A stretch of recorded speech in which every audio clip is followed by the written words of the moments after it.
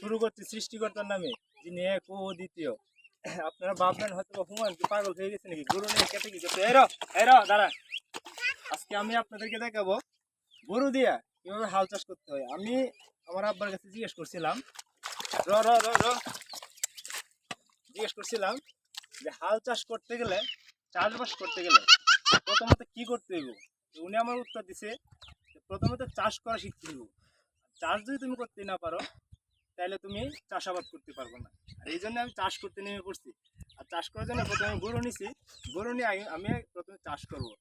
আর এই চাষ করার জন্য আমার যা যা লাগছে, বিশেষ করে যারা গ্রামে থাকেন তারা তো এই জিনিসটা সচরাচর সবসময় দেখতে আছেন যে কীভাবে চাষবাস করা লাগে, কীভাবে চাষ করতেছেন।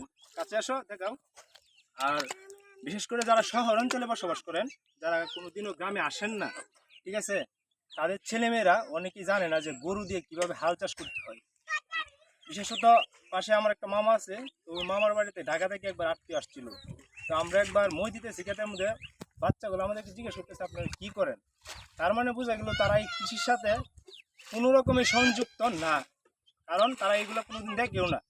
আর শহর অঞ্চলে বাপ মারা বিশেষ করে সন্তানদেরকে আপনার ওই হচ্ছে জাদুঘরে নিয়ে যায়, ঠিক আছে, জাদুঘরে নিয়ে জোয়াল, তারপরে হচ্ছে নাঙল, তারপর হচ্ছে গরু, তারপরে হচ্ছে আপনার কীভাবে চাষ করতে হয়, এগুলা কিন্তু তাদেরকে দেখিয়ে আনে এবং কি তাদেরকে শিখায়।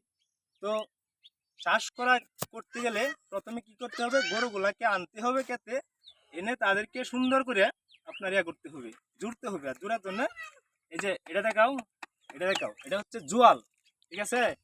এই জোয়ালটা গরুর দুই কাঁধে দিতে হবে, দিয়া তারপরে কি করতে হবে, এই যে এটা হচ্ছে নাঙল।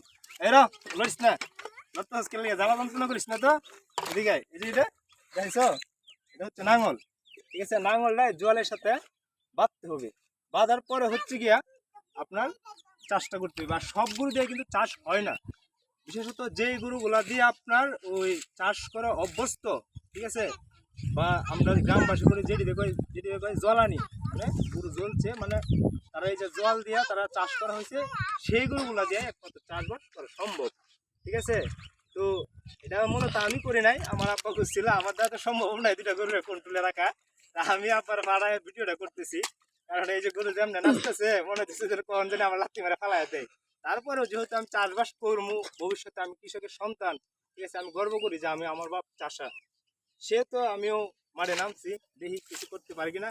আর এই গরুগুলা যে চাষ করার ক্ষেত্রে মানে আপনি হয়তো বলতে পারেন যে যারা না জানেন বিষয়টা, যারা জানেন তো জানেনি, তুমি একটু এদিকে আসো ভিডিও ক্যামেরাটা নিয়ে। যারা জানেন তারা তো জানেনি, ঠিক আছে। আর যারা না জানেন তারা হয়তো বা ভাববেন যে এই যে গরুগুলা যাচ্ছে সুন্দর মতো, এদিকে ফোকাস করো, সুন্দর মতো যাচ্ছে, ঠিক আছে, এগুলা কিভাবে যাইতেছে। আসলে এইগুলা যাওয়ার, এগুলো তো বুবা প্রাণী, কথা জানে না, তাই না। এটা যদি আমি বলি তুমি সোজা যাও, ওরা যাবো বাঁকা। তো এই জিনিসটার জন্যেও আপনার কিছু সংকেত আছে।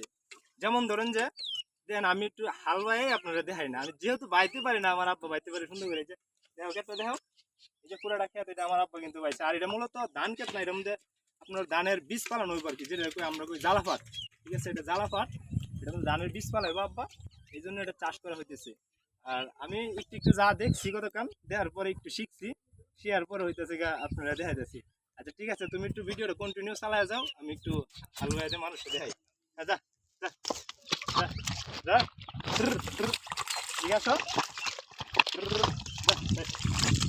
আপনি যখন বলবেন গুরুরে, তখন গুরু অটোমেটিকই ঘুরে যাবো গা। মজার বিষয় হইতেছে না, আপনার মানুষকে মুখে কইতে চেক লেগে যায়, তারপরেও কথা শুনে না, ঠিক আছে। ভিডিওটা তুমি কন্টিনিউ চালায় যাও। আর গুরু যখন করে কথা কইবা, সাথে সাথে কিন্তু গুরু ঘুরে যেতে যা যা। আর তুমি যদি বলো, আপনি যদি বলেন যে বরাবর, তার মানে কি বুঝা গেলে যে ও সুজায় যাবো, কথা বুঝছেন। এই যে দেন বরাবর যা, এই দেন কত সুন্দর হয়ে গেছে গুরু, যা বরাবর। আসলে আমরা তো কৃষি কাজ করতে লজ্জা পাই, আমরা শিক্ষিত হয়ে গেছি, মানুষ শিক্ষিত হয়ে যাওয়ার পরে বাপের ব্যবসাটা ভুললেই গেছি গা। এমন একটা অবস্থা হয়েছে যে কেউ যদি কয় যে আমি কৃষকের সন্তান, ঢাকাবাসী তুমি যায়, মনে হয় মানুষ ছেড়ে নিয়ে এত হাসপাতটা করে বলার মতো নয়। আর চাষবাস করতে কত কষ্ট, কত পরিশ্রম, বা কত করা লাগে, মেহনত করার পরে যে চাষবাস করা লাগে, এটা ভাবি না। সামান্য একটা জ্বালাপাট আল পাইতেছি, তাতেই কথা বেড়া, আমি তো ভাবতেই আছি না। তারপরে আপনারা দেখাইতেছি ভিডিওটা করে, তুমি সামনে দিয়ে যাও। সামনে দিয়ে গেলে সুন্দর করে তুমি দেখতে পাবে এদিকে যাও যা যা যা যা যা যা চলো। আর একসময় দেখতাম আমার দাদারা আপনার হচ্ছে গিয়া পুরা জমি গরু দিয়ে হাল বায়া কোদাল দিয়ে কোবায় তারপরে কিন্তু চাষাবাদ করতে। আর এখন হয়তো প্রযুক্তির উন্নয়নে আপনার বিভিন্ন রকমের ট্রাক্টর পাওয়ার টিলার এই সমস্ত মেশিনারি বেরোতে বেরোনোর পরেও কিন্তু আপনার মনে হচ্ছে যেটা হচ্ছে গিয়া ঐতিহ্য গরু দিয়ে হাল চাষ করা এই আস্তে আস্তে কিন্তু বিলীন হয়ে গেছে। এখন দেখাই যায় না সচরাচর যে গরু দিয়ে আপনার হাল চাষ করা হইতেছে বা কোথাও কেউ দেখা যায় না, আমাদেরও করে না। টুকটাক যদি দেখা যাচ্ছে যে আপনার ওই একটু জ্বালা ফালান লাগবো বা একটু কৃষিকাজ আলু লাগানো লাগবো ইত্যাদি ইত্যাদি ক্ষেত্রে গিয়া একটু তুমি কাছে আসতে পারো না, একটু হচ্ছে আপনার হাল চাষটা করা হয়। তো আপনারা তো দেখলেনই, বিশেষ করে যদি শহর অঞ্চলে কোনো বাপ মার মানে ওই জাদুঘরে নিয়ে যাইতে হয় ছেলেদেরকে হাল চাষ করানো দেখানোর জন্য, কিভাবে লাঙ্গলটা বানাইছে বা কিভাবে জোয়াল বানাইছে, কিভাবে গরুগুলারে ধরতে হয় যা দেখান, আমি আশা করি যদি আপনাদের সামনে এই ভিডিওটা পড়ে অবশ্যই আপনারা আপনাদের ছেলে মেয়েদেরকে দেখাবেন। ছেলে মেয়েদেরকে দেখালে আমি বিশ্বাস করি যে ওই জাদুঘরে যাওয়ার কোনো প্রয়োজন নাই। আমার কথাগুলাতে, আমি ছোট মানুষ, বুদ্ধি কম, জ্ঞান কম, আমার এই কথাগুলাতেই হয়তো অনেক কিছু শিখতে পারবো, জানতে পারবো কিভাবে অন্তত চাষটা করতে হয়।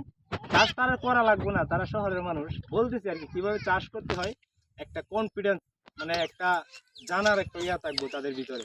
ঠিক আছে, তো ভিডিওটা আজকে এই পর্যন্ত আমি শেষ করবো, কারণ জ্বালা হাতে আলবান লাগবো। আমি অনেকটা আপনার ডিস্টার্ব গেলাইছি, আমার দাদা সম্ভব না, 2টা ঘুরান দিয়েছিলাম, তাহলে ব্রুতে ব্রুকুরে ঘুরান দিছি। ঠিক আছে, তো আব্বা এখন আলবাইবো। ভিডিওটা আমার শেষ করতে হবে, ভিডিওটা এই পর্যন্তই। ভিডিওটা ভালো লাগলে সবাই লাইক কমেন্ট করুন। হ্যাঁ, এ পর্যন্ত সবাই ভালো থাকবেন, সুস্থ থাকবেন। আসসালামু আলাইকুম।